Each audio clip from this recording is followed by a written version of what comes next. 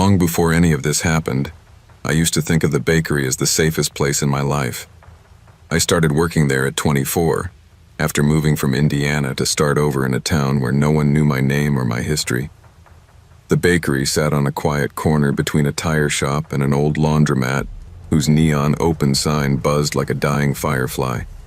My shift ran from 4 p.m. to midnight, when the streets thinned out and only the regulars came through the door. The quiet customers started showing up about a month after I began working, always at 11:52 p.m. Not earlier, not later. He walked in like he was stepping into a cold room, slow, shoulders hunched, eyes tired enough to look bruised. I remember the first time he came in. He ordered a single blueberry muffin, handed me cash without making eye contact, and murmured, "Thank you." His voice was soft, almost hoarse, like someone who wasn't used to speaking. After that, he became routine. Every night, same time, same order, same stare that lingered just a little too long. He wasn't flirtatious or inappropriate, just watchful, like he was memorizing my movements. I told myself he was just lonely. Maybe a guy working a night shift somewhere, grabbing his last bit of sugar before clocking in. I learned not to overthink it. Sometimes I'd try to break the silence. "Long night ahead?" I'd ask. He'd blink slowly, like pulling himself out of a fog. Something like that. Other nights, he didn't speak at all, just slid his money forward and stared at my hands while I bagged the muffin. My coworker Jenna joked he was typecast as a drifter in every crime documentary ever. I laughed because that's what you do when something gives you a weird feeling. Laugh it off, bury it, pretend it's nothing. But it wasn't nothing. And if I'd trusted my instincts earlier, maybe the rest wouldn't have unfolded the way it did. It happened on a Thursday night, the kind of cold spring evening where the air feels damp enough to cling to your sleeves. Business had been slow, so I closed up a few minutes early. The quiet customer had come and gone at his usual time. He'd given me the same lingering stare, but that night something felt different, like his eyes held a question he didn't ask. I got in my old Honda, rubbed the fog off the windshield, and pulled out onto the main road. The streetlights flickered in that unreliable way they always did. About 2 minutes into my drive, I saw headlights pull out from the bakery lot behind me. A silver sedan. His. I recognized the dented front bumper from months of watching it idle outside the bakery window. At first, I brushed it off. There was only one route out of the neighborhood. Maybe he lived in the same direction. But every turn I made, he made. When I slowed, his headlights dimmed. When I sped up, he matched my pace. A chill ran down my spine. I kept glancing into the rearview mirror, trying to convince myself I was overreacting. I called Jenna. "Hey," I said, keeping my voice steady. "Weird question. Do you think the muffin guy is off?" "You mean creep vibes guy?" "Yes." "Why?" "No reason," I lied, heart pounding. I made a sharp right onto my apartment street. The sedan slowed at the intersection but didn't turn. It parked under a street lamp, just barely in view. I waited in my car for nearly 5 minutes until it finally pulled away. By the time I got upstairs, every muscle in my body was tight. My apartment was quiet, the kind of stillness that should have been comforting. I double-checked the locks, closed the blinds, and told myself the whole thing was a misunderstanding. But long after I crawled into bed, my mind replayed the headlights following me, the way he matched every turn. And then, just when I finally started drifting off, I heard something that made my blood freeze. Soft footsteps outside my window. The sound was faint, like the soft drag of a shoe across carpet. I told myself it was a neighbor, maybe someone coming home late. But then I heard it again, this time inside my apartment. I bolted upright. My heart pounded so hard I could hear the pulse in my ears. For a moment I convinced myself I was dreaming. But then the sound came once more. A quiet shifting, like someone adjusting their weight. I grabbed my phone and crept into the hallway. When I reached the living room, I saw something that made my throat close. My balcony door, locked when I got home, was now open an inch. Barely noticeable, but open. Cold air drifted inside, carrying the smell of damp leaves. My hands trembled as I backed into my bedroom and quietly shut the door. I flicked the lock, then knelt to the floor. Through the narrow strip of space beneath the door, I could see the faint glow of the living room light. And then, slowly, 2 shoes appeared. Men's shoes. Mud on the soles. Facing my door, they paused, shifting slightly, like whoever wore them was deciding what to do next. I covered my mouth with both hands, forcing myself not to breathe too loudly. I dialed 911 with shaking fingers.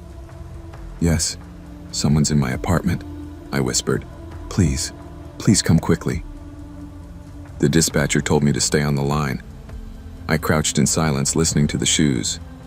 They didn't move, didn't turn, just stood there, inches from me. The dispatcher said officers were 2 minutes away. 2 minutes felt like 2 hours. Suddenly, swiftly, the shoes turned. I heard soft, hurried footsteps moving toward the balcony, the faint scrape of someone climbing over the railing. When the police arrived, they swept through the place with flashlights and guns drawn. They found muddy footprints on the balcony floor, leading straight into the woods behind my building. But nothing else. No forced entry. No broken lock. No sign of the man who'd stood outside my door. When I mentioned the quiet customer, one of the officers frowned but didn't say much.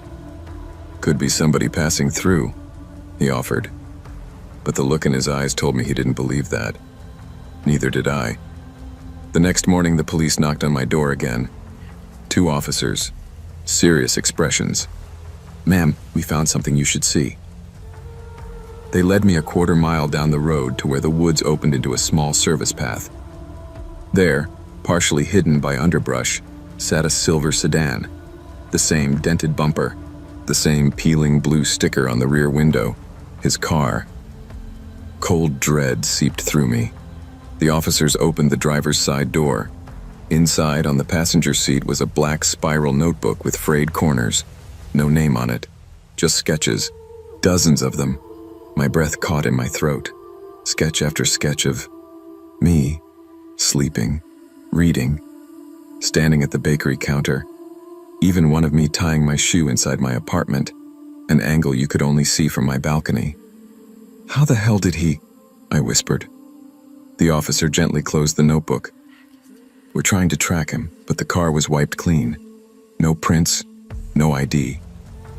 I felt nauseous. That night, I slept at Jenna's place. Or tried to. Every small sound jolted me awake. A creak of plumbing, a car door closing outside. Even Jenna's dog walking across the hardwood floor made my chest tighten. On Sunday, the detective handling the case called. "We're doing everything we can," he said. "But whoever he is, he's careful, smart. You should consider staying with someone for a while." I almost laughed. "I can't live like this." "You're not living like this," he said. "You're surviving it." The notebook haunted me. The sketches felt invasive in a way I couldn't explain. It wasn't just that he'd watched me. It was that he'd taken pieces of my life and kept them like souvenirs. And somewhere out there, he was still watching. I moved out of my apartment 2 weeks later, switched jobs, switched routines, stopped closing up the bakery at midnight and took a morning shift at a cafe downtown where the foot traffic never stopped and customers' faces blurred together. For a while, I convinced myself the danger had passed, that he had left, that I was safe. But trauma doesn't follow the rules of distance. Some nights, I still wake up convinced I hear someone shifting their weight outside my door. Not loud enough to be certain, just soft enough to terrorize me. I'll lie there, holding my breath, staring at the faint line of light beneath the door until my eyes blur. I keep a bat beside my bed now.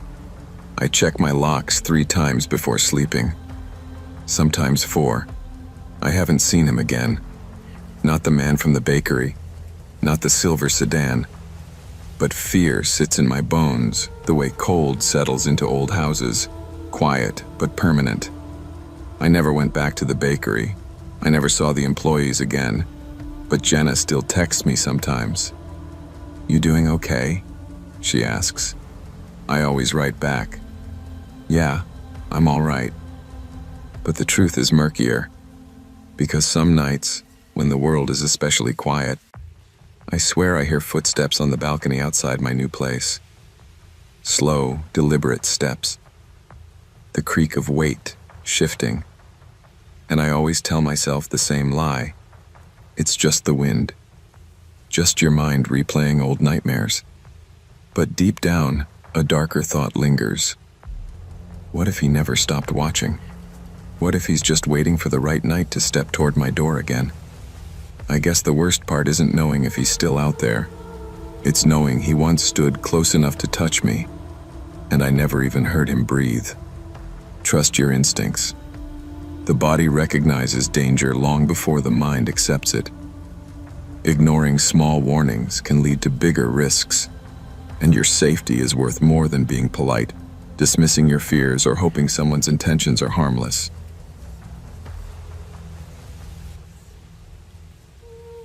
Before I ever learned how dangerous quiet could be, I used to believe the desert was the safest place in the world. I grew up on the California side of the Mojave, in a town so small we didn't even have a stoplight, just a diner, a gas station, and a church that doubled as a community hall. Nothing ever happened there. The biggest drama was when someone's cattle wandered onto the highway, or when the wind kicked up enough sand to shut everything down. By the time I turned 25, my parents had moved north, and I stayed behind to work nights at a convenience store off Highway 14. The kind of place where truckers fueled up, lost couples stopped for directions, and teenagers pulled in for Red Bull at 2 a.m. The pay wasn't great, but I liked the solitude. Nights were predictable, routine, safe.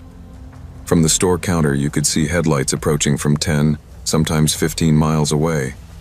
On a slow night, those distant glows were the only signs of life. I used to lean on the counter, sip my coffee, and watch the horizon flicker like a heartbeat. Around midnight one Thursday, the desert was especially silent. No customers, no passing cars, nothing but the hum of the refrigerators and the drone of the AC that barely kept up with the heat even after sunset. That's when a dark sedan rolled in, black windows, no plates I could see. Instead of pulling into one of the parking spots near the doors, it crept to the farthest edge of the lot, where the floodlights were weakest. The engine stayed running. No one got out. No headlights. No movement. Just idling. 5 minutes passed. Then 10. About 40 minutes later, I checked again. Still there. I walked to the window, trying to make out shapes inside the car. Couldn't. It was like staring into ink. I should have called someone then. Anyone. But instead, I went back behind the counter and told myself desert people do weird things. I didn't know that was only the beginning. Around 1:20 a.m., when the stillness had grown so thick it felt like a weight, a second vehicle appeared, a dusty white SUV I didn't recognize from around town. It rolled in slow, deliberate, and instead of parking in front, it pulled behind the dumpster near the back corner of the lot. Like the first sedan, it stayed running. And like the first one, no one got out. The hairs on my arms rose. 2 cars, both occupied, or maybe not, both running, both tucked into the darkest parts of the lot. That wasn't normal. Not for the desert. Not anywhere. I moved closer to the window. The SUV's headlights flickered once, then again, then a third time. A slow 3-blink pattern. Intentional. Across the lot, the sedan responded. 3 blinks. I swallowed hard. I'd lived my whole life out here, and I'd never seen anything like that. People flashed lights to signal trouble, ask for help, warn of cops. But this felt coded. The desert can play tricks on your mind, but this wasn't a mirage.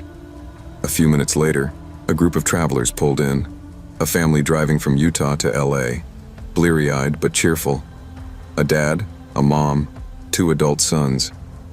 They came inside for snacks and bathrooms. I tried to act normal, but I kept glancing at the windows. "What's up?"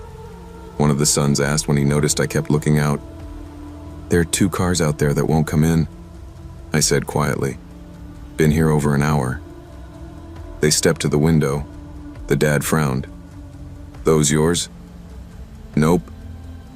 The SUV's lights blinked again, 3 slow pulses. Then the sedan shifted positions, rolling 20 feet, stopping, then repeating. "Are they circling you?" the younger son asked.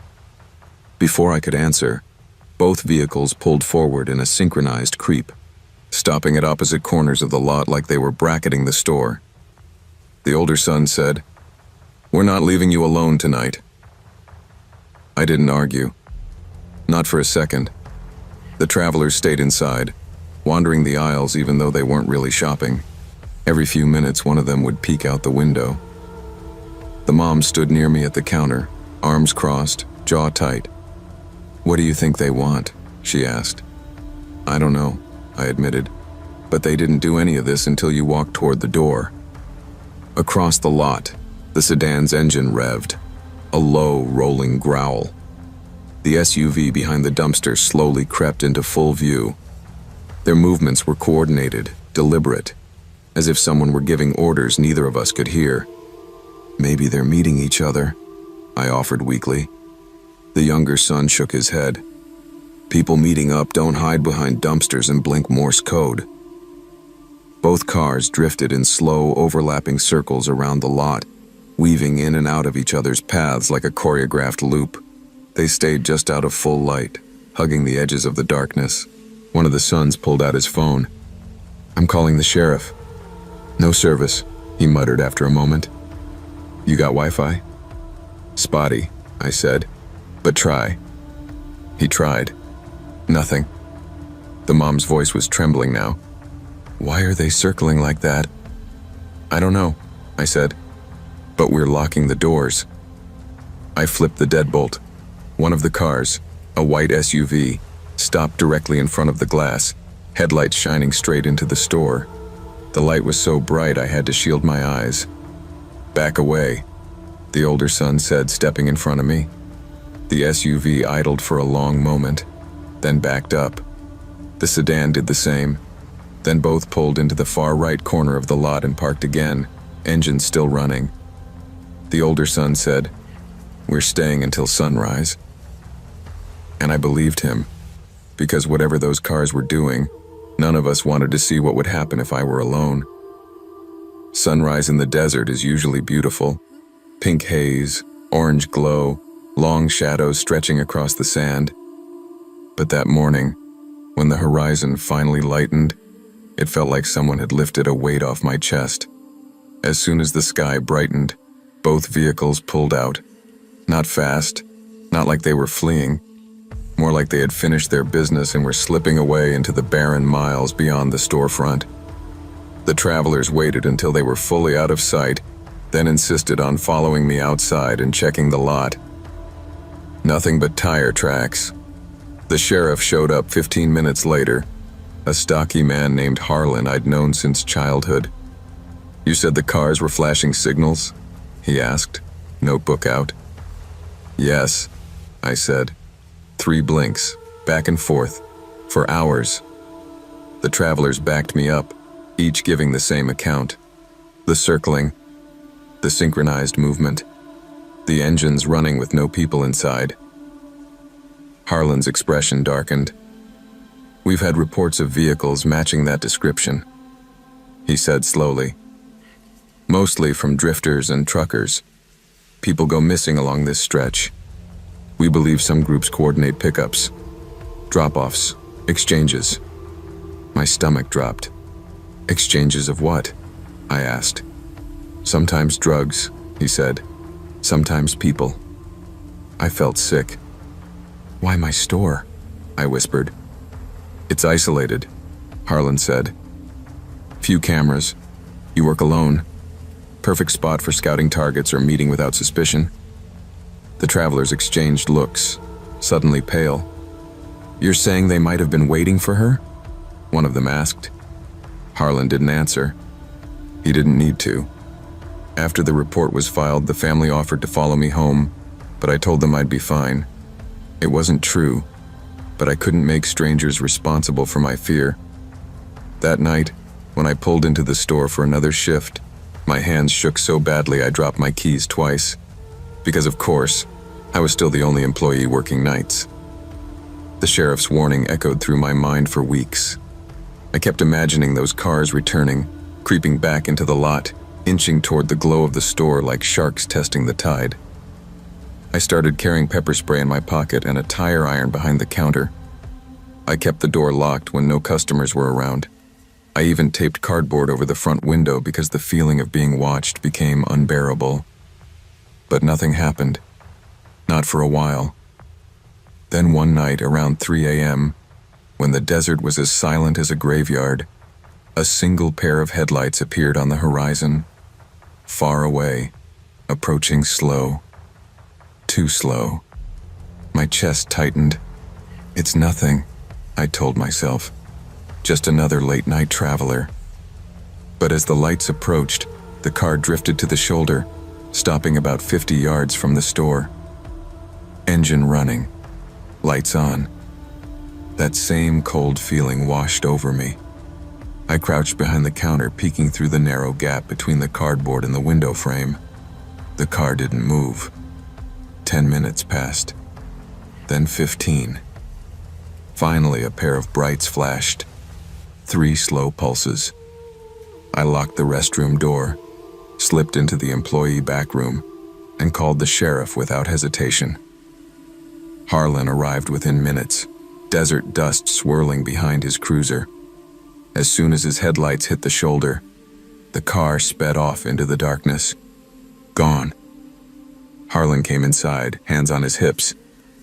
"You're filing another incident report," he said, "and you're not working nights here anymore." "I can't quit," I whispered. "I need the job." He shook his head. "And I need you alive."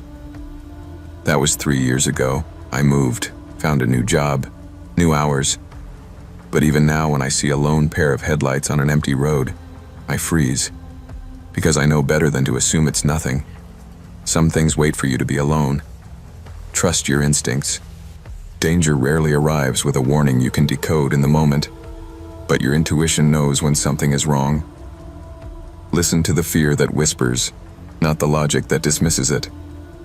Your life is worth more than staying silent or staying in harm's way. I never imagined I'd spend my evenings cleaning a mansion bigger than my entire apartment complex, but life doesn't always give you elegant choices. When my mom got sick and the medical bills piled up, I took whatever work I could find. That's how I became a part-time maid for the Harlow family. 2 wealthy business people who were almost never home. They traveled constantly, leaving their lakeside house quiet, cold, and echoing with space nobody lived in. The Harlows were polite enough but distant. Everything between us was clipped and professional. "You'll mostly work nights," Mrs. Harlow told me during my first walkthrough. "We're rarely around. Just lock up when you leave." I nodded, pretending not to notice the security cameras scattered through the hallways like blinking metal eyes. For months, I cleaned the same silent rooms every week. The glassy foyer with its giant chandelier, the perfectly staged living room with throw pillows no one ever used, the guest rooms that smelled like lavender but never had visitors. I'd put on a podcast, dust until the batteries in my vacuum died, and leave. Nothing strange ever happened. Until it did.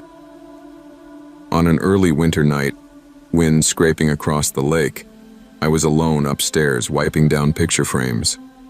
The house felt unusually still, like it was holding its breath. That's when I heard it, a faint scraping beneath the floorboards. Soft at first, then deliberate. A dragging sound, too irregular to be the house settling. I froze. "Hello?" I called out, because that's apparently what people do right before they die in movies. No answer. I crouched down, pressed my ear to the hardwood, and listened. Another scrape. Then a pause. Like someone, or something, stopped when they realized I was listening. I stood up fast. The Harlows had an attic, yes, but the sound came from below. Under me. The house was supposed to be empty.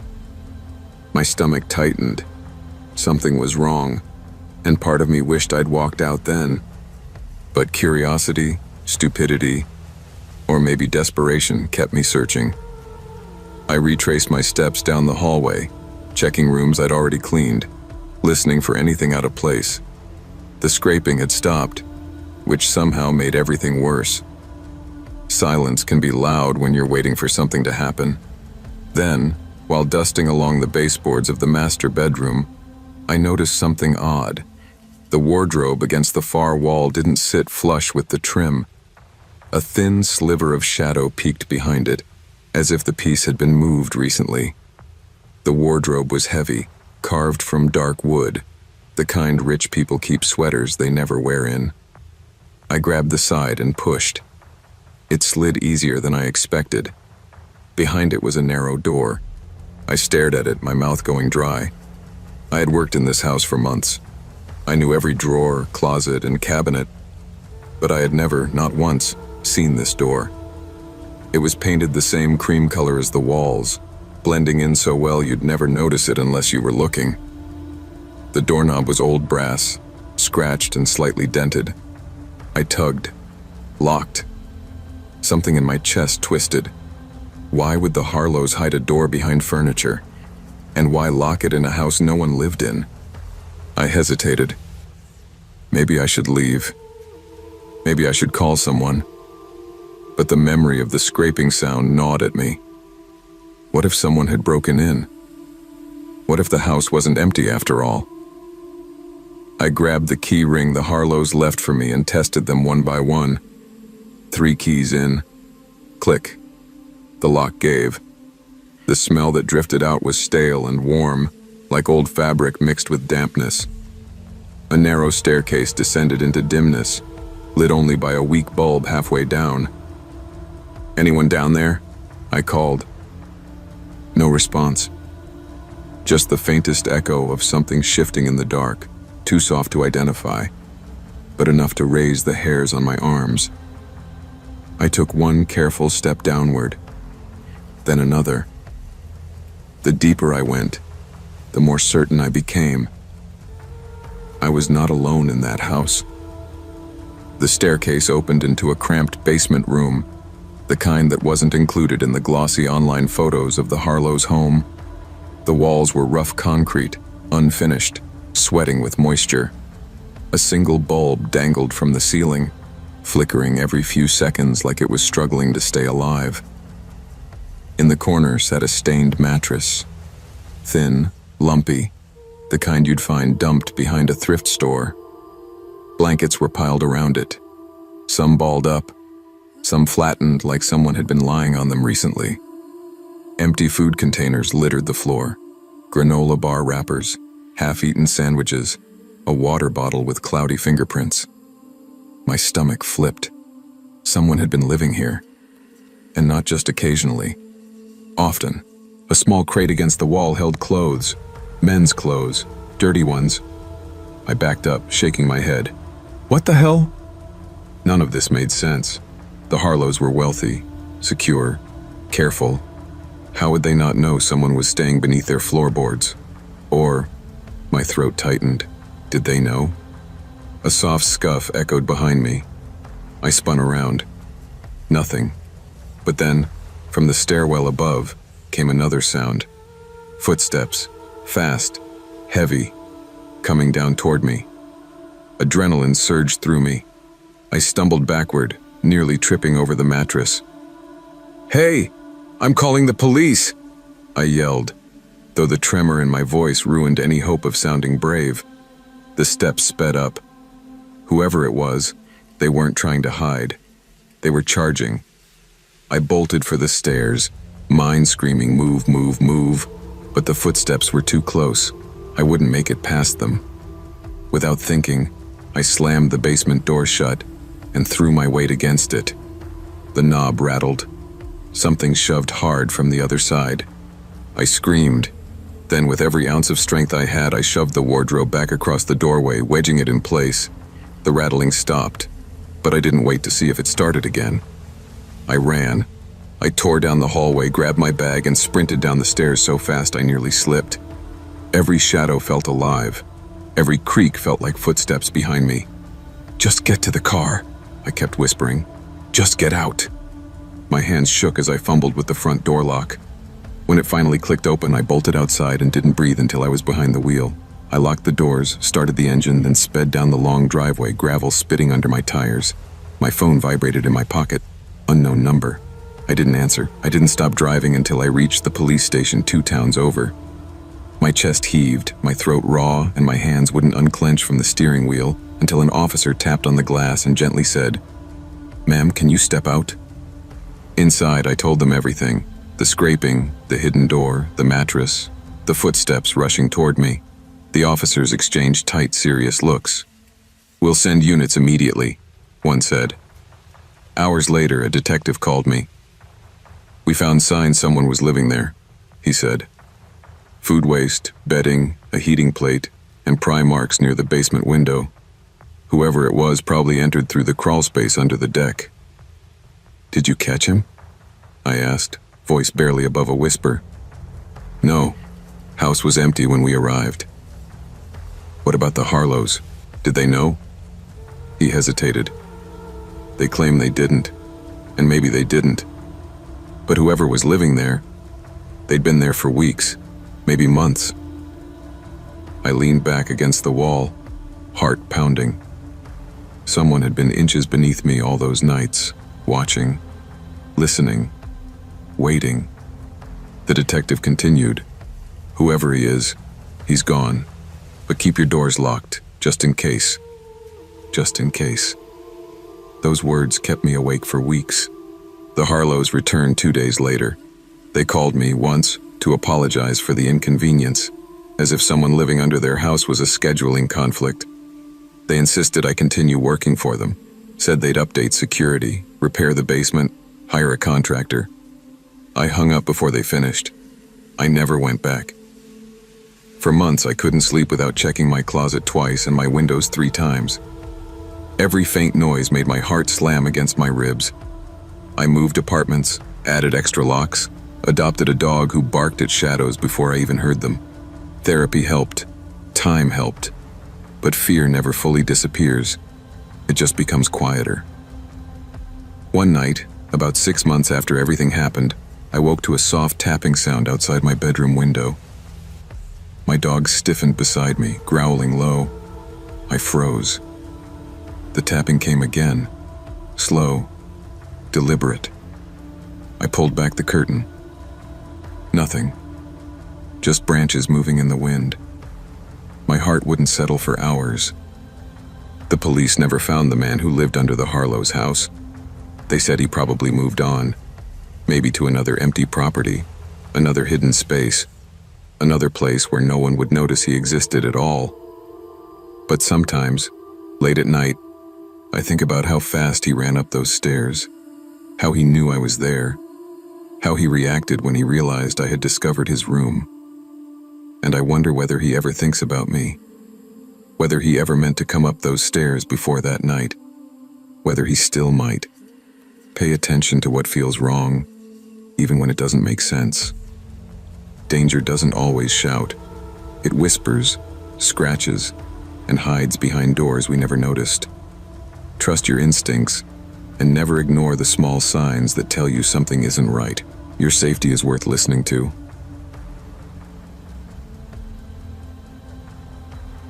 I didn't grow up thinking late-night drives through the countryside would ever scare me. If anything, those roads used to feel like home. I was raised in a nowhere town in southern Missouri, the kind where the sky swallowed you whole and the nights were so quiet, you could hear your own heartbeat if you stepped outside after midnight. My mom liked to say the dark wasn't dangerous. that it only felt that way because people didn't know how to sit with silence. But somewhere between childhood and my early 20s, I learned silence can hide things. People. Intentions. Moments you don't see coming. I'd been working at Harlan's Grill for almost 2 years by then. A late shift line cook, earning enough to keep my bills paid and my beat-up Corolla running. The job wasn't glamorous, but the tips from serving helped, and I liked the stillness of leaving work after everyone else had gone home. That quiet rural highway between the restaurant and my apartment felt like my safe zone, a place where I could roll the windows down, smell the hayfields, and clear my head. I didn't have much of a social life. Most nights ended the same way, closing the kitchen, grabbing an iced tea for the road, and driving the 25 miles back to my place. My coworkers always teased me for taking the highway instead of the town route. "You're gonna get abducted by a raccoon militia," my friend Mark joked once as he clocked out. But I liked that road. It felt honest, empty, but honest. That last week in September, though, something in me felt restless. I couldn't explain it then, but looking back now, I think some part of me already knew something was coming, something that would change the way I see the dark forever. It was a Thursday night, almost 1 a.m. when my shift ended late. I scrubbed down the grill, tossed my apron in the laundry bin, and grabbed my keys, grateful the day was finally over. I remember the humidity clinging to me like a second shirt as I walked to the parking lot. The highway was nearly empty, just a semi far ahead, and the faint glow of farmhouses scattered miles apart. I rolled the windows down, letting warm air rush in. The moon hung low, bright enough to paint the field silver. 5 miles out, I approached the old concrete overpass. I'd driven under it hundreds of times, never thought much about it. Just a relic from the 70s, cracked and graffitied, sitting above a road hardly anyone used. But that night, something was different. I spotted movement on the bridge, a figure, tall, slender, standing on the railing like they were balancing on a beam. Moonlight outlined the shape, making it look almost ghostly. My first thought was simple. Hiker. Maybe someone camping in the woods nearby. Weird, sure, but not threatening. But as my headlights crept closer, the figure crouched, then dropped down behind the support pillars. Not jumped, not climbed. Dropped, like someone who'd been waiting. A cold wave rushed through my chest. "Probably just messing around," I muttered out loud, trying to steady myself. "Kids do dumb stuff." I eased off the gas but kept rolling. I didn't want to stop, not even for a second. The road curved slightly under the overpass, and for a brief moment, everything went pitch dark. Then my headlights swept out the other side, and a man stepped directly into the middle of the road. I slammed the brakes so hard my seatbelt snapped against my chest. My car skidded sideways and stalled in a cloud of dust. He just stood there, smiling. The man approached slowly, like he didn't want to spook me, yet somehow he was the one radiating danger. Sweat stuck my hair to my forehead as I fumbled to lock my doors. My fingers shook so badly I almost missed the button. He tapped the window with a single knuckle. Not hard, not aggressive, almost polite. "Evening," he said through the glass, giving a slow smile that felt too practiced. "Didn't mean to scare you. I just need a ride back to camp." Camp? At 1 in the morning? Out here? "Sorry," I called out, trying to sound firm, trying not to let the quiver in my voice show. "I'm not giving rides tonight. You should call someone." His smile twitched. "Don't have anyone to call." He leaned down until his face filled the window, eyes pale, unfocused. "It's just down the road. Not far." I swallowed hard. "I really can't help you." That's when I saw movement behind him. A second silhouette was creeping down the grassy slope beside the overpass, staying low, using the weeds as cover. I don't know how long they'd been watching. The first man must have seen my eyes shift, because he turned slightly. "Oh," he said quietly, You saw him." My heart dropped into my stomach. The second figure straightened and began walking toward my passenger side, not running, approaching like they'd rehearsed this. "Okay," I whispered to myself. "Nope, no way, not today." The first man tried the door handle. "Come on now," he said, voice turning sharp. "Just open up. It's real easy." I threw the car in reverse so fast the engine screamed. Gravel spit out from beneath my tires as I whipped backward, swinging the car toward the opposite lane. The first man lunged. The second one broke into a sprint. My tires caught traction, and I floored it. My headlights shook wildly over the pavement as I blasted backward down the highway, heart punching against my ribs. I didn't care that I was in the wrong lane. I just needed distance. The two men chased after me, their silhouettes flailing in the dust cloud. One of them yelled something I couldn't make out, something guttural and furious. But their voices disappeared as I spun the wheel and straightened the car, slamming the gas pedal to the floor. My Corolla whined, trembling like it might fall apart if I pushed it any harder. But it carried me forward, mile after mile, until the overpass vanished behind me, and the night swallowed everything else. I didn't cry. Not yet. My body was too busy surviving. 10 minutes later, I saw the bright neon sign of Miller's 24-hour diner glowing like a lifeboat. I pulled in so fast I nearly clipped the curb. Inside the diner, everything looked absurdly normal. 2 truckers drinking coffee, a waitress refilling salt shakers, a radio playing soft country music. I staggered inside, feeling like I'd left part of myself on that highway. The waitress, a woman in her 50s with a messy bun, stared at me. "Honey, you look like you saw a ghost." 2, I breathed. Maybe more. I took a booth and tried to steady my hands around a cup of coffee. The waitress kept glancing at me like she expected me to bolt. Eventually, my coworker Mark walked in for a late meal after his own shift. His face drained when he saw me. "Jenna, you okay?" I told him everything. The figures on the bridge, the man in the road, the second silhouette creeping behind him. Mark scrubbed his palms over his face. "Jesus. Jenna, there's been robberies out there. At that exact overpass. Guys waiting in the dark, jumping people who stop. I thought they only targeted broken down cars." He didn't finish. He didn't have to.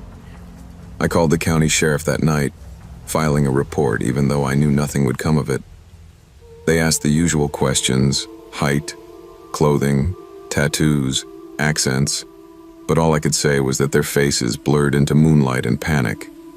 The deputy promised to take a look, which I knew meant patrolling once, maybe twice, and then forgetting.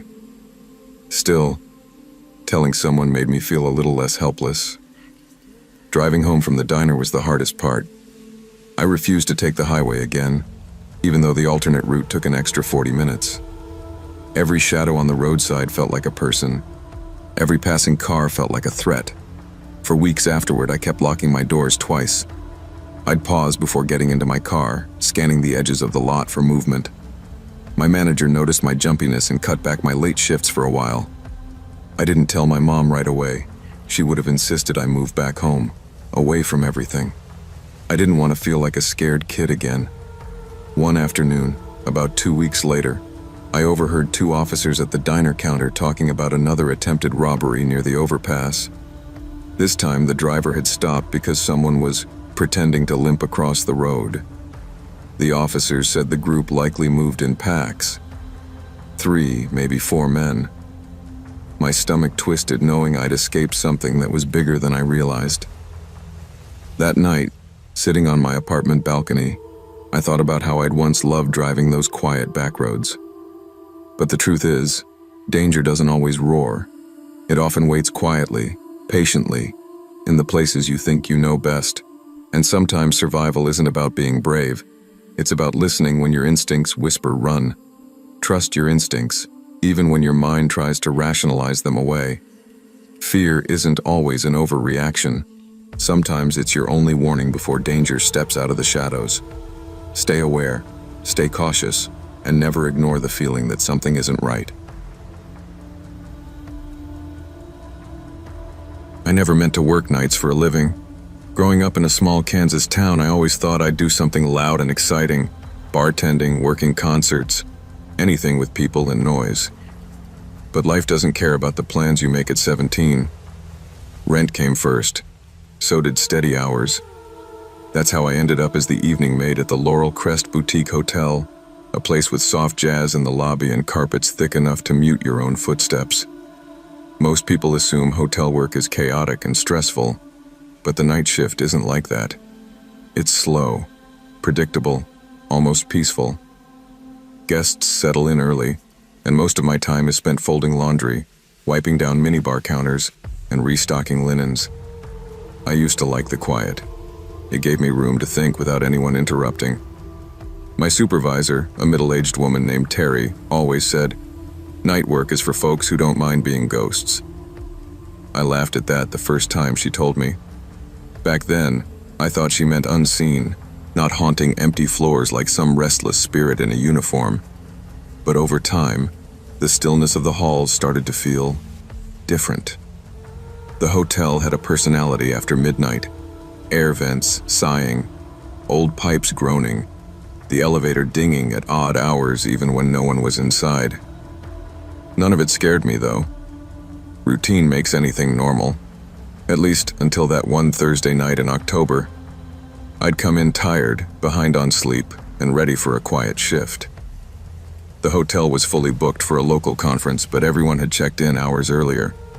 I figured I'd be done early, home by 2, maybe in bed by 3. I had no idea the calm I depended on was about to break in the most unsettling way possible. It was close to midnight when I made it up to the 3rd floor. The air smelled faintly of lavender, housekeeping's choice of air freshener, and the hallway lights buzzed softly overhead. I'd been emptying room trash bags, moving from door to door, humming to myself to fill the silence. That's when I saw him, a tall silhouette standing at the far end of the hallway, right where the carpet turned left toward the storage closet and the old vending machine nobody used anymore. At first, I thought it was a guest. Sometimes people wandered at weird hours, looking for ice or sneaking out for late snacks, but something felt off. He wasn't moving, just standing there like a statue. And I didn't recognize the broad shape of his shoulders or the jacket he wore. "Sir?" I called, trying to sound professional. "Do you need help finding your room?" The figure didn't respond. I took a few steps forward, gripping the trash cart handle. The wheels squeaked against the carpet, breaking the hallway's unnatural stillness. When I got within 20 feet, the silhouette shifted and turned the corner without a single footstep. I paused. Something about the silence raised the hair on my arms. Human movement always makes sound, fabric brushing, shoes scuffing, but he disappeared like smoke. "Sir?" I tried again, a little quieter this time. That's when I heard it. Soft whispers, coming from the dark corridor around the corner. Not frantic or loud, just low enough that I couldn't tell what was being said, or if it was even directed at me. A chill crept up my spine. I should have walked away. I should have gone straight to the lobby. But curiosity is a powerful kind of foolishness, and I followed the sound. I wish I hadn't. As I pushed the trash cart toward the corner, the whispers stopped abruptly, like someone had pressed mute on the world. The hallway ahead was darker than the others. The motion sensor lights weren't kicking on, which usually meant no one had walked through recently. I turned left slowly, scanning the corridor. Empty. No tall figure, no guest, just the hum of the ice machine at the far end. Then I noticed it.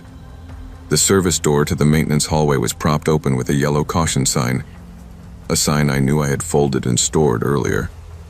We never left that hallway open.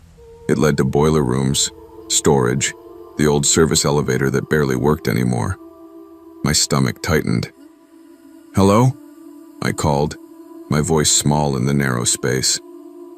No answer. My first instinct was to close the door and get back to work, but a quieter, more logical voice in me said I needed to make sure no guest had wandered back there. Liability, safety, protocol. The usual things drilled into us during training. I leaned in, pushing the door open with my elbow so I didn't leave fingerprints on the metal. The hallway smelled like dust and machine oil. My footsteps echoed as I leaned in a little further. "Anyone back there?" Silence. I turned to step away, and the door slammed shut behind me with a force that shook the frame. A loud metallic echo rang in my ears. My heart launched into my throat. Then I heard them. Footsteps. Rapid, heavy footsteps pounding down the main hallway outside the door. Not walking. Running. Someone had slammed the door. And now someone else was running. I grabbed the handle and yanked it open, stumbling back into the main corridor just in time to hear the footsteps disappear around the far corner toward the stairwell. I didn't wait to find out if they were coming back. I abandoned the trash cart right where it stood and ran, full speed, down the third-floor hallway, my shoes slapping against the carpet. Every instinct screamed that someone was behind me. I didn't look. I didn't want to see if the silhouette was rounding the corner again. The elevator felt too slow, too exposed, so I bolted for the stairs instead. My breath came out in sharp, ragged bursts as I flew down the steps, gripping the railing so hard my fingers ached. When I burst into the lobby, the night security guard, Paul, jumped up from his desk. "Whoa, Claire, what happened?" I struggled to speak, my voice tangled between fear and adrenaline. There's someone on the third floor. A man. Tall. He slammed the maintenance door and ran. "Slow down," Paul said, holding up his hands. "Did you see if he was a guest?" "I told you, I don't recognize him." Paul grabbed his walkie-talkie. "Go to the staff room and lock the door. I'll check the floor." I didn't argue. I hurried into the staff room, locked it, and slid down the wall until I was sitting on the cold tile. My hands shook. My uniform shirt stuck to my back with sweat. Time stretched, slow and cruel, until the radio crackled faintly through the thin door. 20 minutes later, Paul returned and knocked. "It's me," he said. I opened the door just enough to see his face, pale and tense. "We need to check the cameras," he muttered. "Now!" In the small security room, he replayed footage from the lobby cameras. At 11:52 p.m., a tall man in a dark coat slipped in through the side staff door, the one near the dumpsters. He moved quickly, hugging the walls, heading straight for the stairwell. But when Paul scanned through the rest of the footage, his expression changed. Confusion. Unease. "Claire," he said quietly, "I don't see him leaving. At all." We checked every angle, every hallway, every exit, the loading dock, even the back parking lot where the cameras weren't great. Nothing. The man entered the hotel. He never came out. He never walked past a camera again. "Maybe he's still inside," I whispered. Paul rubbed the back of his neck, eyes glued to the screen. I did a sweep of all 3 floors.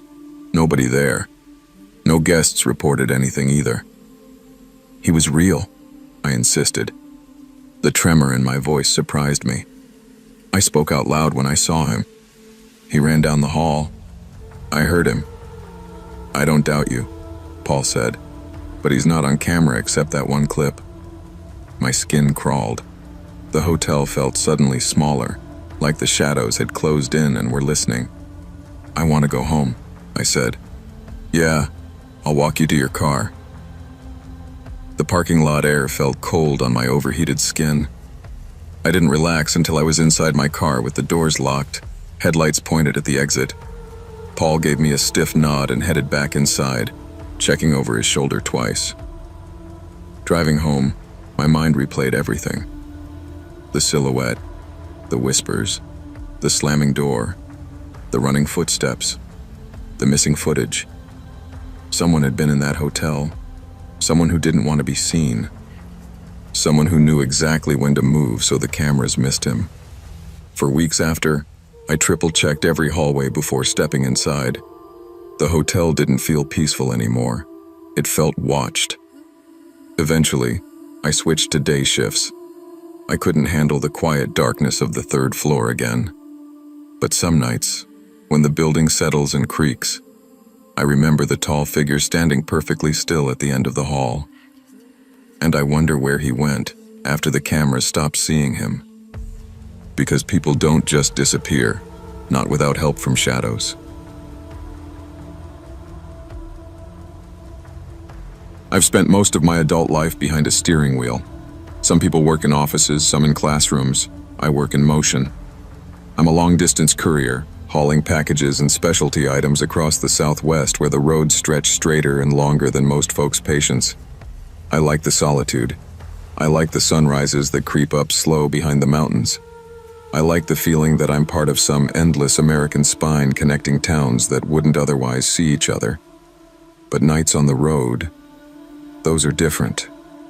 They have their own language, one of distant engines, empty lots, and the eerie calm of places meant for crowds but occupied by only you. If you've ever driven through the desert past midnight, you know what I mean. There's a weight to the darkness, a silence that sits too close. That night, I'd been driving for almost 12 hours straight. The heat had been brutal all day, and even after sunset, it felt like the air still held the memory of it. My eyes were burning, and my legs felt like stone. I needed sleep, just a couple hours, before pushing through the last 100 miles. I pulled off at a lonely rest stop I'd been to once before. Middle of nowhere, 2 cracked picnic tables, some vending machines that barely worked, and a row of parking spaces lined by a chain-link fence. At that hour, it was empty except for a dusty minivan parked under a flickering lamp, far off to the right. No movement around it, no lights inside. I parked away from the building, locked the van, and climbed into the back to sleep. Just a quick nap, I told myself. I'd be gone before anyone even realized another vehicle had been there. I didn't know the desert wasn't done with me yet, not by a long shot. I don't know how long I'd been asleep when it happened. Could have been 20 minutes, could have been 2 hours. What woke me was subtle, a delicate jiggling at the door handle. Not aggressive, not loud, just testing. At first, I wasn't sure if it was part of a dream. My mind was foggy, thick with exhaustion. But when I held my breath, the sound came again, metal rattling gently, like someone using only their fingertips. Every hair on my arms rose. I stayed still, afraid even my breathing might give me away. My van has blackout curtains, cheap ones I'd installed myself, and I moved just enough to peek through the edge. Someone was standing right outside. A tall man, lean, shoulders stiff, wearing a dark jacket despite the desert heat. His face was turned slightly away, but I could see him running his palm along the side of my van. Then, tap, tap, tap. His knuckles rapped against the window like he was listening for a response. I froze. My heart pounded so hard I thought it might shake the whole vehicle. "Hey," he whispered softly. Not to me, just to the air, like checking if anything stirred. He circled around toward the back doors. I shifted silently to the opposite side, careful not to disturb the mattress. I watched him tap each window again, slower this time. He wasn't drunk. He wasn't confused. He was assessing. That realization hit cold and heavy. He paused, glanced back toward the dusty minivan under the lamp, and walked toward it. I felt relief for half a second, until the side door slid open, and voici. 3 more people stepped out. 2 men, 1 woman. None of them spoke. They just scanned the parking lot like they were choosing something. That's when I knew I couldn't stay there 1 minute longer. My first instinct was to start the engine and peel out of there, but that would have been suicide. The sound alone would have lit me up like a flare in the desert. Instead, I slid silently into the driver's seat, careful not to bump the horn, and kept all lights off. The tall man was leaning against the minivan now, arms crossed, staring in my general direction as if waiting for a reason to walk back over. The others spread out, checking the bathrooms, peering into empty cars, even looking under the vending machine awning. People don't do that unless they're hunting. My palms were damp as I released the parking brake. My van was old enough to roll in neutral, and the rest stop sloped slightly downhill toward the exit. This was my only chance. I eased the gear shift into neutral and let gravity take over. Every quiet inch felt like an eternity. The van crept forward, wheels whispering against the asphalt. I kept one hand on the wheel, one on the brake, ready, but terrified to use it. The minivan group didn't notice me yet. They were facing the building, distracted. Then I rolled past the first lamppost. The slope steepened, giving me more speed. I kept the headlights off, praying no reflector caught the moonlight wrong. When I reached the bottom of the hill and was far enough from the rest stop to blend into the darkness, I turned the key. The engine coughed, too loud, but the desert swallowed the sound. I flicked on the headlights only when I hit the open road, flooring the gas pedal with shaking legs. No one followed, at least not right away. For the first few miles, I kept checking the side and rear view mirrors every few seconds. My nerves were raw, my pulse refusing to settle. The road stretched ahead of me like a tunnel of blackness broken only by my headlights. Nothing behind me, nothing ahead. Just the hum of my engine and the memory of that door handle shifting under someone else's fingers. I tried to rationalize what I'd seen. Maybe they were stranded. Maybe they were confused or lost. But nothing about them, nothing fit that. I'd seen too many things on the road to pretend otherwise. About 15 miles out, just as I began convincing myself I'd imagined the danger, my mirror caught a pair of headlights cresting the distant hill. I stiffened. "Don't be them," I muttered. "Please don't be them." But as the vehicle closed the distance, I recognized the shape. A minivan, same outline, same flickering right headlight. My grip tightened on the wheel. I kept my speed steady, not wanting to provoke anything. The van stayed far back, matching my pace. Not passing, not falling behind, just following. I considered calling the police, but cell service in that stretch was spotty on the best of days. My phone showed one bar. I didn't dare risk a dropped call while describing the situation, so I kept driving. Another 10 miles, then 15. The minivan's headlights wavered as it rounded a bend, and suddenly vanished.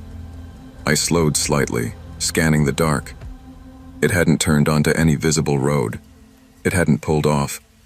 It had simply disappeared back into the night, as if deciding I wasn't worth the trouble anymore. But I didn't relax. Not until I saw the faint glow of a small-town police station rise over the next hill. I pulled in fast, nearly skidding gravel, and parked right under the floodlight. That's when I finally saw my own face in the reflection of the station's glass door, pale, sweat-soaked, and shaken to the bone.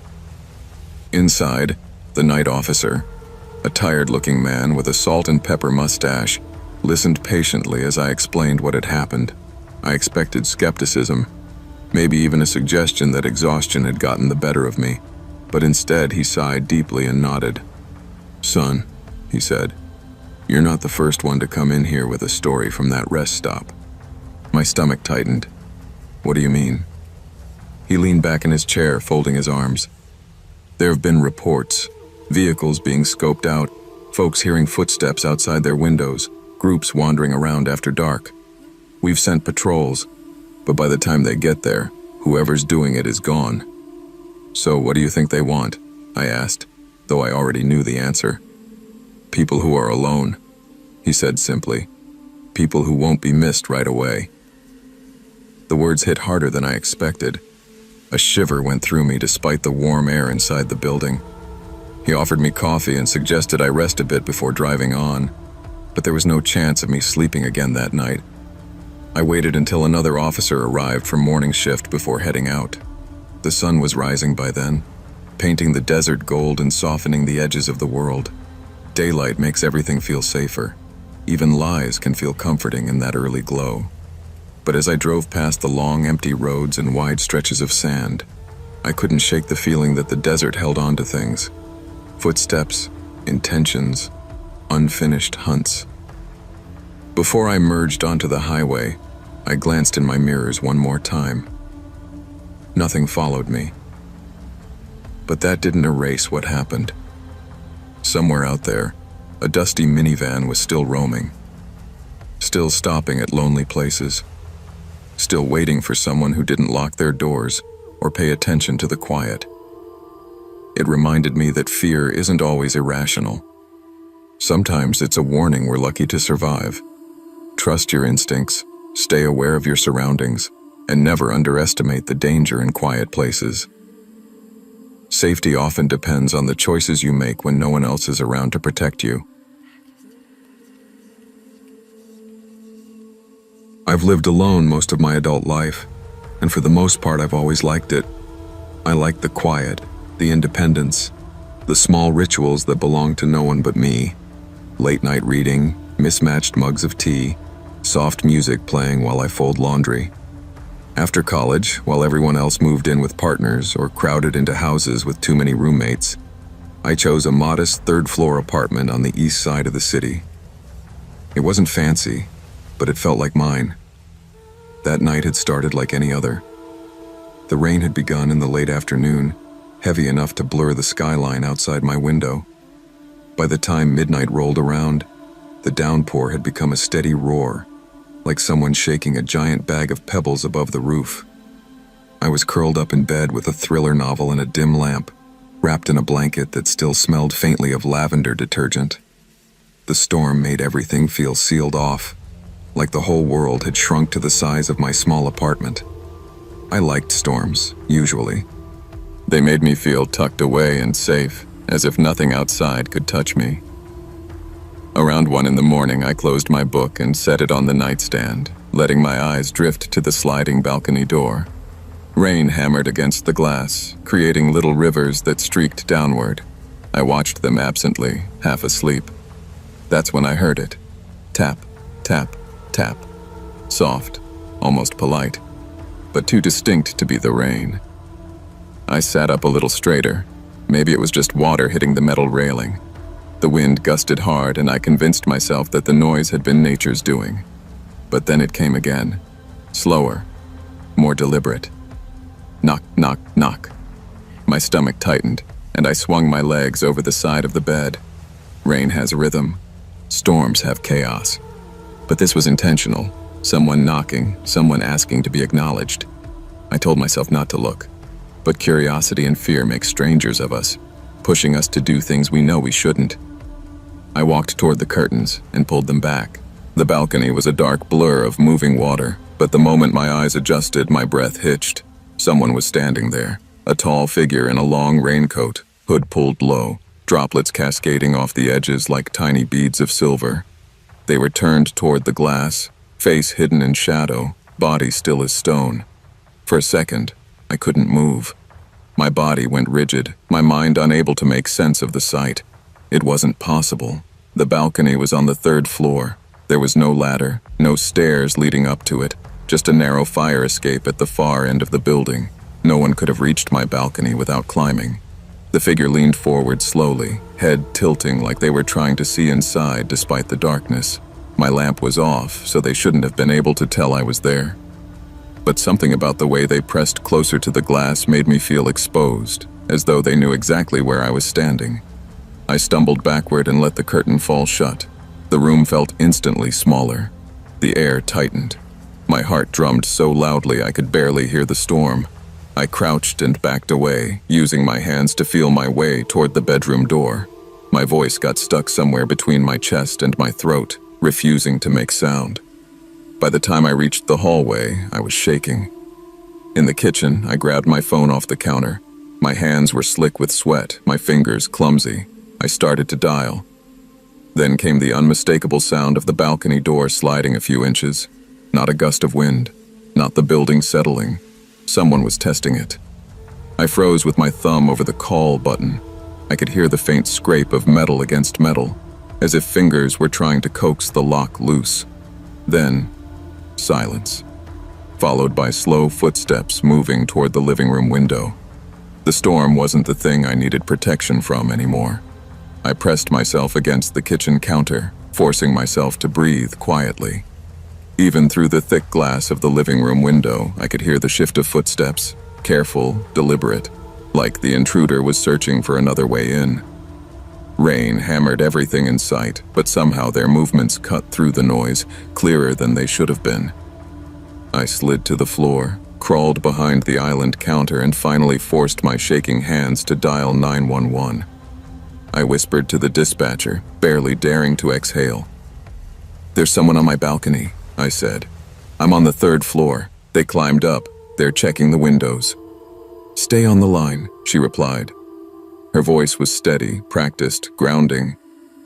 "Officers are already in your area because of storm calls. They'll be there soon. Stay low. Do not approach the windows." A soft thud sounded from the far wall. I flinched. The footsteps had moved again, this time toward the fire escape. There was another window near it, narrow and old, one I always meant to get repaired but kept putting off. The thought that the latch might not hold made nausea rise in my throat. I crawled down the hallway to the coat closet and slipped inside, pulling the door almost shut. The dispatcher kept talking to me, asking questions, reassuring me that help was minutes away. Then I heard scraping, metal against metal. Someone was climbing the ladder just outside the fire escape window, boots slipping slightly against the rain-soaked rungs. I held the phone tight against my cheek, afraid the shaking of my body might make noise. "Please hurry," I whispered. I listened to each footstep as if it belonged to a nightmare I couldn't wake from. The rain pounded. The scraping grew louder. Then, nothing. No more footsteps, no more taps, no more scraping, just silence. A silence worse than any sound. I didn't move again until I heard the wail of sirens cutting through the storm. The officers had to buzz up through the main entrance, and I practically ran to let them in. There were 2 of them. A tall man with rain dripping off his jacket and a younger woman who kept her hand near her radio as she scanned the hallway. I was trembling so badly that one of them steadied me by the shoulder. "Where was the intruder last seen?" the woman asked. "The balcony, and then the fire escape." They moved quickly, checking my windows first. When they reached the balcony door, the man crouched down and pointed. "Fresh mud," he said. "You don't usually get this much splatter unless someone's been climbing." I swallowed hard, feeling bile rise. They slid the door open, carefully, guns holstered but hands ready. The wind blew rain inside, cold and sharp. The balcony floor was a mess of puddles, but on the railing were 2 muddy footprints, clear, distinct, too big to be mine. "He came up from the alley," the woman officer murmured. "That's a long climb, even with the drainage pipes." Another officer arrived to search the alley below. Meanwhile, the first 2 checked the fire escape. The window near it was damp along the edges, as though someone had run their fingers along the frame. "Looks like he tried this one too," the man said. "Didn't get the latch open." My breath caught. "What do you think he wanted?" The woman hesitated before answering. "We can't know, but he wasn't sheltering from the storm, I can tell you that." She closed the balcony door firmly and double-checked the lock. "Pack a bag for the night. We're going to recommend you stay somewhere else until we finish the report and notify your building manager." I didn't argue. I didn't even think to. All I knew was that I no longer felt safe in the 4 walls that used to feel like home. I stayed with a friend that night, jumping at every noise, replaying the sound of those deliberate knocks on my balcony door. The storm eventually passed, leaving the city washed and quiet, but I felt like something inside me had been permanently rewired. 2 days later, my landlord called. "The police told me about what happened," he said. "We checked the alley cameras. The footage is too blurry from the rain, but we saw someone climbing up the side of the building. He was using the drain pipe and the ledges." My blood ran cold. "Did you see him leave?" A pause. "No, that's the strange part. We didn't catch him going down the same way. He must have dropped to the dumpster and climbed over the fence." I knew then that I couldn't stay. Every time I looked at the balcony door, I saw that hooded figure leaning toward the glass.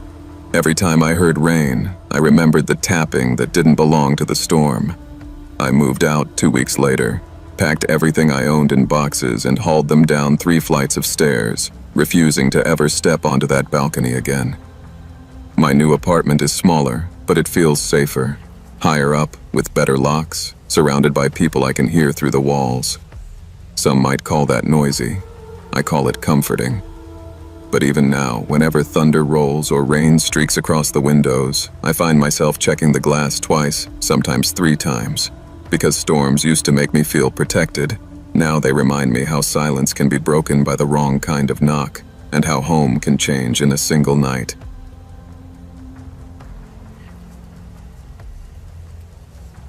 Some people grow up afraid of the dark. I grew up afraid of the woods. My childhood home sat at the edge of a Tennessee cul-de-sac, a safe enough place with trimmed lawns and chain-link fences. But the woods behind our neighborhood were different. Thick, dense, quiet in a way that made your ears ring. Adults called them just trees, but every kid in our school knew there were things in there we couldn't explain. Sounds that didn't match animals we'd learned in science class. Shapes that moved where no wind blew. And worst of all, stories that older kids whispered, claiming they came from friends of friends who'd seen someone watching from the tree line. Not something. Someone. I wasn't supposed to be scared. I was 11 and trying hard to seem brave because that was the age when kids decided who was cool and who was basically doomed. So I pretended the woods didn't bother me, even though every time the sun dipped behind them, my stomach tightened. Around that time, my best friend was Lila Watkins, who lived further out in the county, farther than any streetlights reached. Her house sat at the end of a long gravel driveway beside an overgrown stretch of forest that made mine look like a decorative shrub. You couldn't see the next house from her porch, or the road, or anything past the shadowy slope where the trees thickened into a wall. Her mom, Gretchen, was a nurse who worked night shifts often, which meant the house felt even emptier than the land around it. Lila made up for it by being loud, funny, and obsessed with makeup magazines she bought with babysitting money. We'd been close since 3rd grade, when she traded me half her peanut butter sandwich after mine fell in the dirt. By 6th grade, we knew each other's family drama, favorite snacks, and secret fears, but neither of us ever talked about the woods. Maybe because admitting fear made it real. Maybe because neither of us wanted to look childish. That winter, Tennessee had one of its weird warm spells. The air felt like early spring, but the weather forecast warned about heavy winds sweeping across the state school, let out early because the power had already flickered twice that morning. "Sleep over at my place?" Lila begged as we stepped off the bus. "Mom won't be home till tomorrow. We'll do makeovers, eat junk, watch my DVD of Mean Girls, the whole thing." I hesitated. A night at her house meant a night beside those woods. She rolled her eyes. "You're not scared of some trees?" "Of course not," I lied. By the time we packed my backpack, grabbed snacks, and walked down her long driveway, the sky was already peeling open with streaks of fast-moving clouds. The wind howled the way it did in movie scenes right before a monster appears, but neither of us said it aloud. Inside, the Watkins house smelled like cinnamon plug-ins and leftover chili. The lights flickered twice while we were setting up her makeup kits, but we ignored it. The wind rattled the windows hard enough to make the glass vibrate, but we ignored that too. By 9:30, the storm felt like it had settled on top of the roof, pounding and scraping, the way storms do when the wind cuts sideways through the hollows. We were halfway through painting each other's nails when the porch light flickered once and died. Lila froze. "Aw, come on, not now." Then came a knock. 3 measured, deliberate knocks. Slow, even, not rushed, not frantic, not wind blowing debris against the door.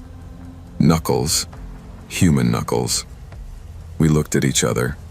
No car headlights, no crunch of tires on gravel, and her nearest neighbors lived a 1/4 mile away, too far to hear a door knock even if they wanted to. "What was that?" I whispered, though I already knew. Another gust of wind slammed against the siding. Then, footsteps. Heavy ones. Back and forth pacing across the porch boards. The kind of footsteps that belong to a grown man, not some kid playing a prank. Lila reached for the curtain over the front window. "Don't!" I hissed, grabbing her wrist. She slipped free, opened the curtain a sliver, and looked. Then her breath caught. "There's nobody there," she whispered, "but something's walking."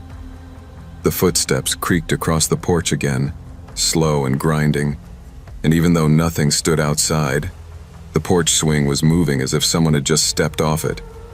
My throat dried. Lila's hands shook so hard the curtain swayed.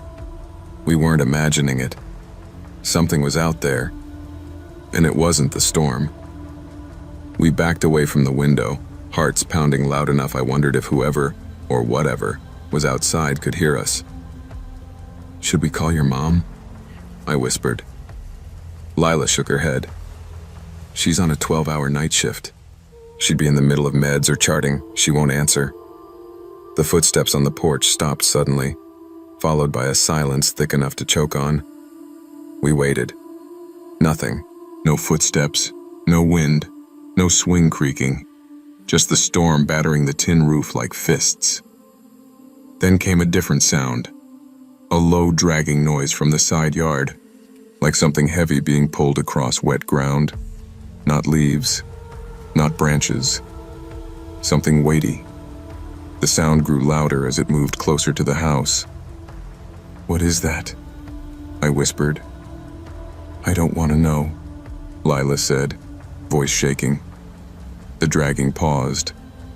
Then came the metallic clank of something snapping. Lila's face drained of color. "Oh God," she breathed. "The garden gate, the one by the mudroom." "That's impossible," I said.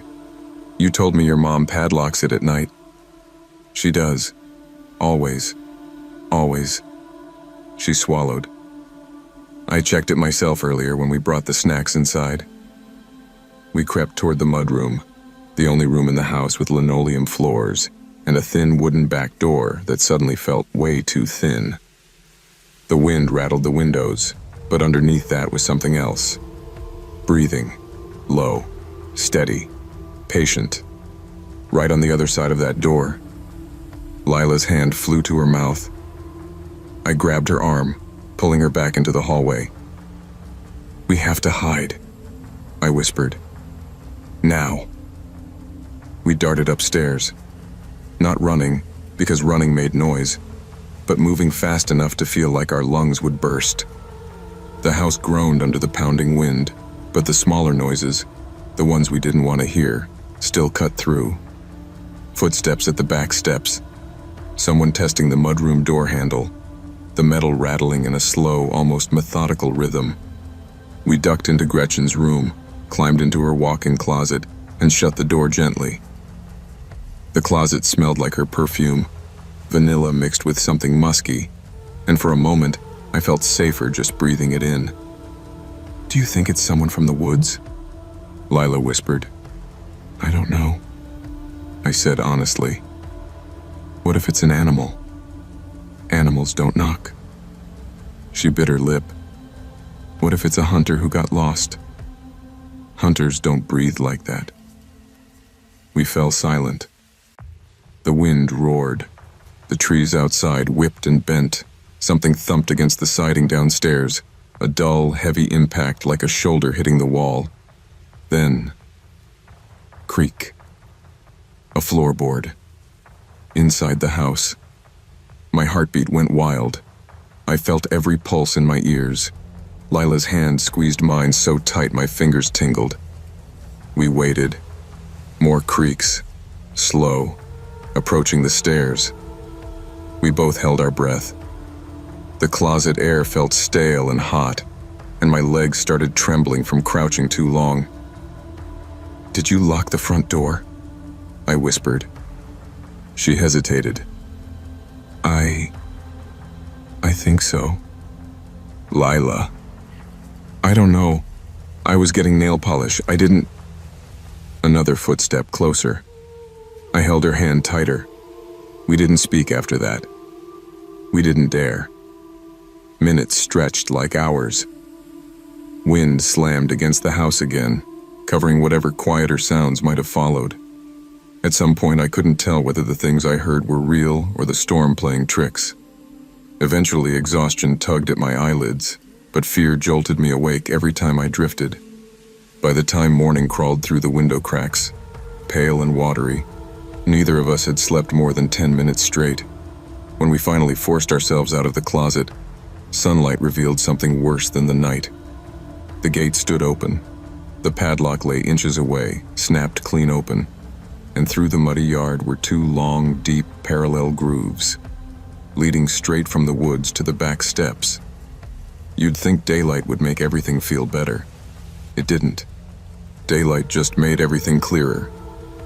We stood on the back steps staring at the grooves carved through the yard. The mud was still damp from the night's storm, glistening in lines that didn't match anything normal. They weren't tire tracks, they weren't footprints, they weren't drag marks from equipment. They were too deep, too clean, too straight. Two parallel trenches slicing from the tree line all the way to the house. "This is not normal," Lila whispered. "No," I said. "It's really not." Gretchen's house backed right against the woods. No fence, no barrier, just a strip of meadow that blurred into rough undergrowth. The grooves started at the very edge of the trees, so clean it looked like something had begun in the darkest part of the forest and dragged itself, or something else, directly toward the house. "What do you think made those?" I asked quietly. "I don't know." Her voice wavered. "And I don't want to." We walked slowly around the yard. The storm had knocked over the recycling bin and scattered branches everywhere, but none of that looked unusual. The grooves, though, they didn't stop at the stairs. They ended at the mudroom door, where we'd heard the breathing. I felt a cold twist in my stomach. Something was right here. "Stop," Lila whispered. "Please stop." We moved into the mudroom next. The door frame showed splintering around the lock. Not enough to break through, but enough to look deliberate, intentional, like someone had tested it. The kitchen smelled stale, metallic, as if leftover fear had seeped into the air. The wind chimes outside the window tinkled faintly. I almost jumped. We checked the front door next. Locked. But the porch swing hung crooked, twisted so far to the right that it couldn't have moved that way naturally from the wind. "Do we tell your mom?" I asked. "No," she said instantly. "She'll think we made it up." "But something happened." "I know that," she snapped, then softened. I know her. She works late. She's tired. She'll say it was animals, or wind, or maybe that we scared ourselves." "What about the cops? What would we tell them? We heard breathing and saw some lines in the yard? They'd laugh." She wasn't wrong. Adults never believed kids when it came to things like this. They'd rather pretend the world was rational than accept something strange on the edge of their control. So we spent the morning in tense silence, cleaning up the nail polish disaster from the night before and avoiding the windows. Every sound made us jump. The refrigerator hum, the furnace clicking, the ice maker shifting. Around noon, we walked the wood's edge again, squinting into the shadows between the pines. A sheet of cold air drifted out from the trees, prickling my skin. Something had come out of those woods last night. Something heavy enough to carve the ground. Something tall enough to knock on the door. Something patient enough to breathe through the mudroom frame while two sixth-grade girls hid upstairs. "Let's go back inside," Lila whispered. We didn't go near the back door for the rest of the day. We didn't speak of the sleepover at school, not to classmates, not to teachers, definitely not to our parents, but we carried the fear with us. At recess, every snap of a branch made me jump. Lila, normally bold and unflappable, started avoiding windows after sunset. She insisted we study at my house instead of hers. Her driveway, once a normal country driveway, now looked like a tunnel leading into darkness. A week passed. The grooves in the yard faded under new rain, but the unease didn't fade with them. 2 weeks later, Lila mentioned something new. "My mom said she heard something last night," she whispered as we walked to the bus. "What do you mean?" "She said she thought she heard knocking on the side of the house, not the front door, like someone tapped the siding." My stomach flipped. "Did she check?" She opened the door and saw nothing. Wind rattled the bus sign above us. I flinched. "Has she ever locked the garden gate during the week?" I asked, trying to sound casual. Lila nodded. "Every night, since forever. But 2 nights ago she found it unlatched again." She swallowed, padlock hanging open. My throat tightened. "We should tell someone," I whispered. "Like a teacher, or your mom, or somebody." "And say what?" she snapped. "We don't even know what we saw." Her anger wasn't real anger. It was fear wearing a louder mask. We stopped arguing after that. But I started noticing new things. The woods behind our neighborhood seemed louder at night. Sometimes I thought I heard dragging. Faint, distant, but familiar. Sometimes when I walked home alone, I felt watched from the tree line. I knew it was probably my imagination. But some nights, I wasn't so sure. It took 3 months before I slept at Lila's house again. Her birthday came in early spring, and she begged me to come over. Her mom was off. The weather was calm. The woods looked peaceful under new green leaves. "Just one night," she said. "Please, I miss having my best friend over." I didn't want to admit I was still scared, so I agreed. We spent the afternoon eating sheet cake and watching Disney movies like little kids again. The sun went down slowly, stretching long red stripes across the horizon. By 9, the house felt normal. By 10, the woods didn't. I kept glancing at the mudroom door. The lock gleamed under the porch light like a tiny metal warning. Lila noticed. "You're thinking about that night," she said quietly. "A little."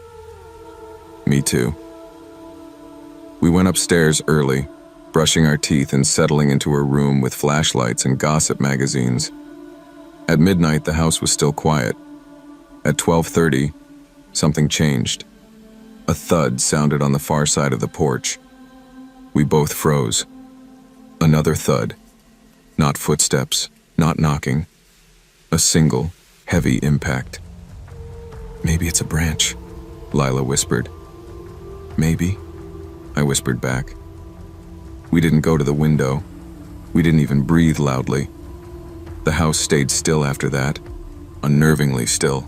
No wind, no branches scraping, just silence so thick it felt wrong. We stayed awake until dawn, listening, waiting, terrified to move. When morning finally came, we crept downstairs. The porch was clear, the yard was untouched. But the gate, unlatched. Again. 2 fresh grooves cut through the dew leading from the trees to the steps. That was the moment we finally told her mom everything. I don't know if she believed us, but she installed motion lights and cameras the next week, and I never slept at Lila's house again. Some fears change you permanently. Some fears follow you. And some fears wait quietly in the woods, leaving marks you can't explain. Just because adults don't see danger doesn't mean it isn't real. Trust your instincts. Fear isn't weakness, it's awareness.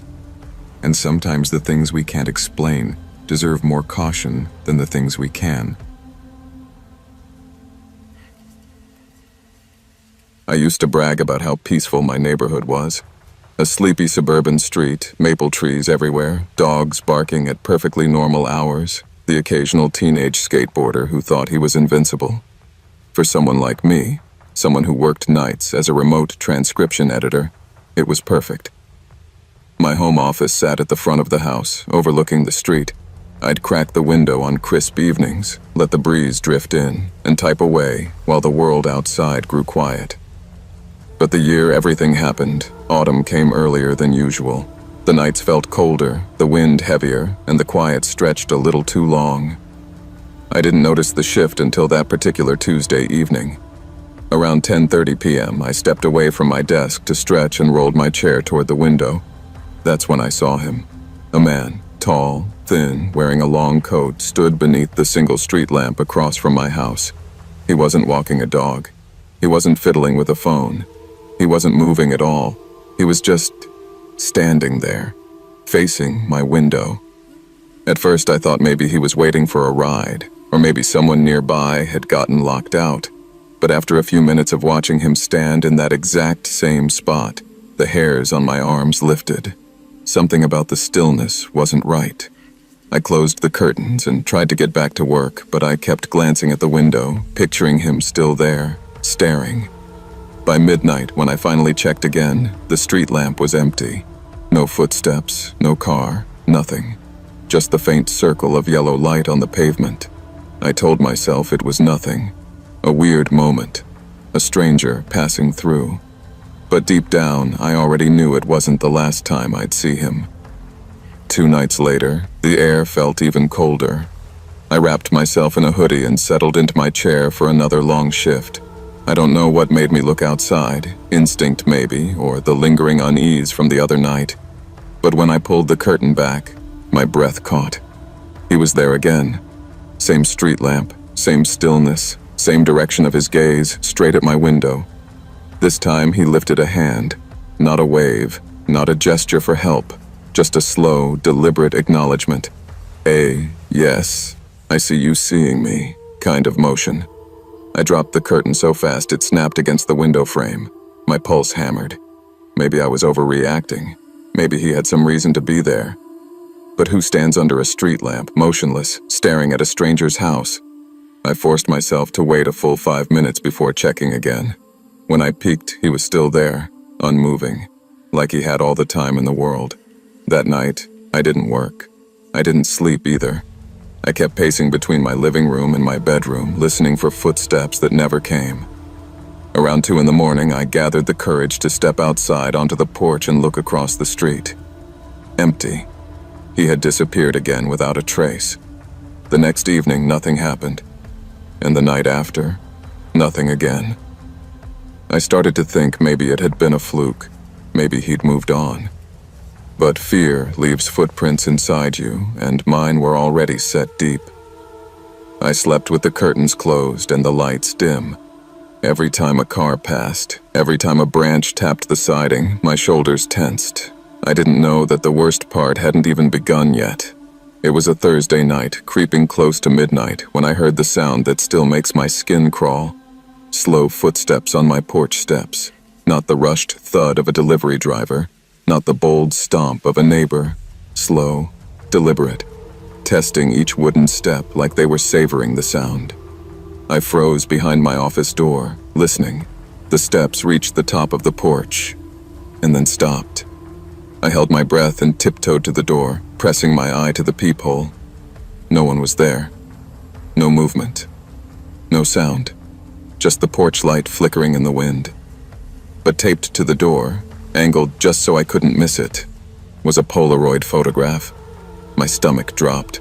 The picture showed my silhouette, sitting at my desk, working at my computer. The image was taken from outside, from the angle of the street lamp. My hands shook so badly the photo almost slipped. He had been watching me long before I ever noticed him. I called the police immediately. 2 officers arrived, their cruisers lighting up the entire street. They took the photo, walked around the property, shined flashlights into bushes and down the street. Probably a prank, one of them said, though his tone was far from confident. We'll put extra patrols near your house for the next few nights, the other added. They left after half an hour. I didn't go back to work. I locked my office door, crawled under a blanket in the living room, and kept the TV on until sunrise. Every creak in the house felt like a message. Every shadow felt like a figure. The man hadn't needed to break in to get inside my head. For a few days, the police patrols helped. I saw cruisers pass by every few hours, their slow crawl reassuring. I worked with the curtains fully shut and the porch lights blazing so bright it felt like I was living in a dentist's office. No sign of him. No photo. No footsteps. By the 4th night, patrol cars stopped passing as often. They had other calls, other priorities. And that was the night, of course, that everything escalated. I woke up around 3 a.m. to a soft humming sound, a strange, rhythmic pressure on my front door. Not knocking, not pounding, but the doorbell being pressed over and over again, lightly, patiently, almost experimentally. Ding. Pause, ding. Pause, ding. My whole chest seized. I slid off the couch and crawled behind it, clutching my phone. I didn't go near the door, didn't check the peephole, didn't breathe louder than a whisper. I called 911, whispering, "He's back. He's ringing the doorbell. Please hurry." The operator stayed with me until I heard sirens approaching.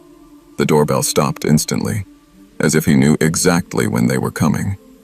When the officers searched the yard, he was gone.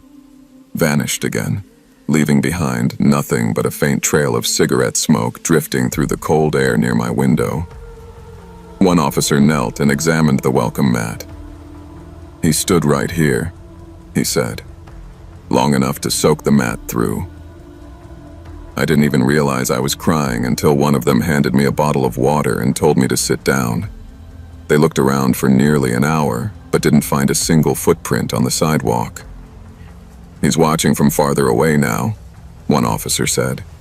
"He's smart, patient." And I knew he wasn't finished. After that night, I never saw him again. There were no more Polaroids, no more footsteps. The street lamp stayed empty, just a lonely circle of yellow light on cracked pavement. But fear has a way of sticking to your ribs, settling into your routines, shaping the way you breathe. I changed everything. I installed floodlights, cameras, new locks.